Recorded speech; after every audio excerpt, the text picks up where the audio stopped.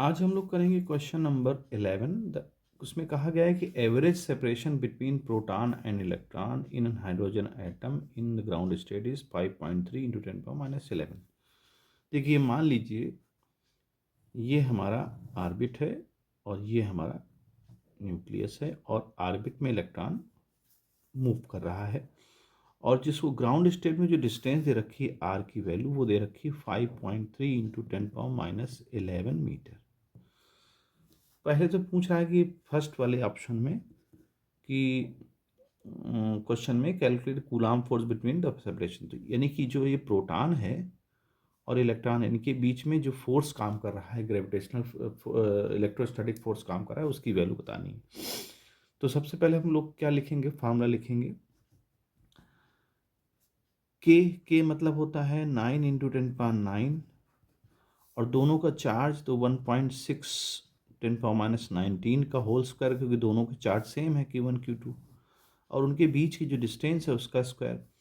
तो इसका जब आप स्क्वायर करेंगे 5.3 इंटू 10⁻11 का, तो ये स्क्वायर ऐसे खुलेगा।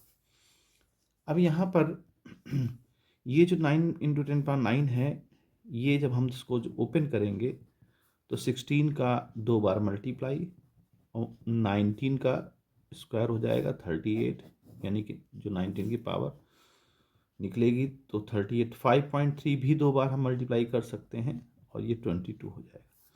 अब अगर इसको सॉल्व करते हैं तो अप्रॉक्स जो हमारा वैल्यू आ जाएगा वो हमारा आ जाएगा 8.2 इंटू 10⁻−8 न्यूटन, है ना। 8.2 इंटू 10⁻−8 न्यूटन। तो ये सॉल्व करके देखा गया है, इतना ही आएगा। इसमें कोई ऐसा नहीं है कि बहुत रॉकेट साइंस इसमें लगा हुआ है।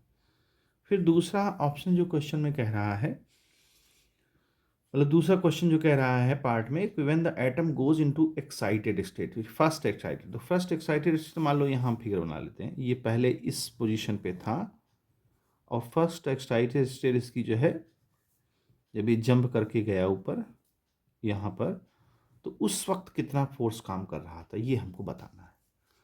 तो देखिए यहाँ पर जो चेंज आएगा सिर्फ डिस्टेंस का चेंज आएगा। मान लीजिए पहले ये डिस्टेंस आपकी आर थी, अब कितनी हो गई 4r, है ना। 4r हो जाएगी इसकी डिस्टेंस, क्योंकि फार्मूला है ना डिस्टेंस का, तो उस हिसाब से जो है इसका 4r डिस्टेंस हो जाएगा फर्स्ट एक्साइटेड स्टेट। तो यहाँ पर वही सब कुछ हम लिखेंगे, 9 इंटू 10⁻9, 1.6 इंटू 10⁻−19 का होल स्क्वायर, है ना। और नीचे जो हो जाएगा वो 4r का स्क्वायर जब आप करोगे तो ये 16r स्क्वायर हो जाएगा, यानी r स्क्वायर, यानी कि r का आपका 5.3 इंटू 10⁻11 का होल स्क्वायर। अगर माइन्यूटली देखा जाए तो ये पूरी वैल्यू हमने पहले कैलकुलेट कर रखी है किस फॉर्म में, 8.2 इंटू 10⁻8 के फॉर्म में।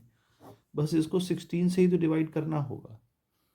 तो जब 16 से डिवाइड करेंगे तो 5.1 इंटू 10⁻9 बन जाएगा, 5.1 इंटू 10⁻9 बन जाएगा।